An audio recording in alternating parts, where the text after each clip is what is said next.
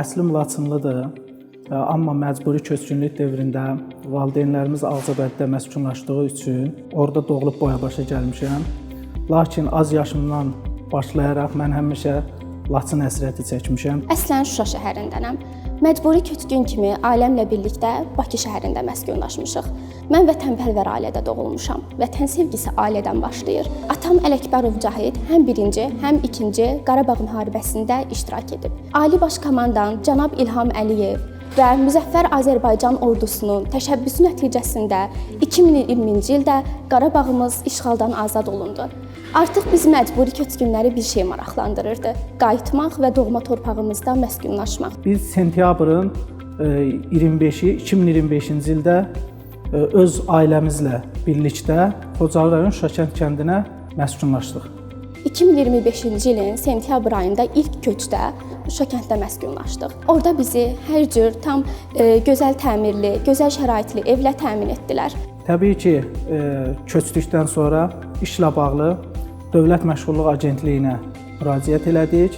Mənə bildirdilər ki, Xan kəndində Rabitə Bank filialı açılıb və mənə oraya müraciət etməyi bildirdilər. Mən təlimə cəlb olundum. 1 aylıq təlim dövrün başa vurduqdan sonra hazırda Rabitə Bankda mikrokreditlər şöbəsində işləyirəm. Qarabağda yaşamaq nə qədər gözəl hiss olsa da, orada işləmək, fəaliyyət göstərmək də o qədər qürur verici bir hissdir. Bunun üçün Dövlət Məşğulluq Agentliyinə müraciət etdim. Dövlət Məşğulluq Agentliyi tərəfindən bildirildi ki, Xankəndi şəhərində Rabitə Bank açılacaq və müştəri təmsilçisi üzrə uyğun vakansiya var. Bu vakansiya ilə maraqlandım və təlimlərə cəlb olundum. Təlimi uğurla başa vurdum. Hal-hazırda Xankəndidə yerləşən Rabitə Bankda müştəri təmsilçisi kimi fəaliyyət göstərirəm. Hər gün saat 9-da işə gəlirəm. Çalışırıq ki, Qarabağa gələn biznesmen və sahibkarlara maksimum dərəcədə köməkdarlıq eləyək. Vəzifəm müştəri təmsilçisi olduğu üçün müştəriləri ilk olaraq mən qəbul edirəm. Onları maraqlandıran suallar haqqında məlumat verirəm. Hansı şöbə ilə maraqlanırlarsa, adəti üzrə onları mən yönləndirirəm.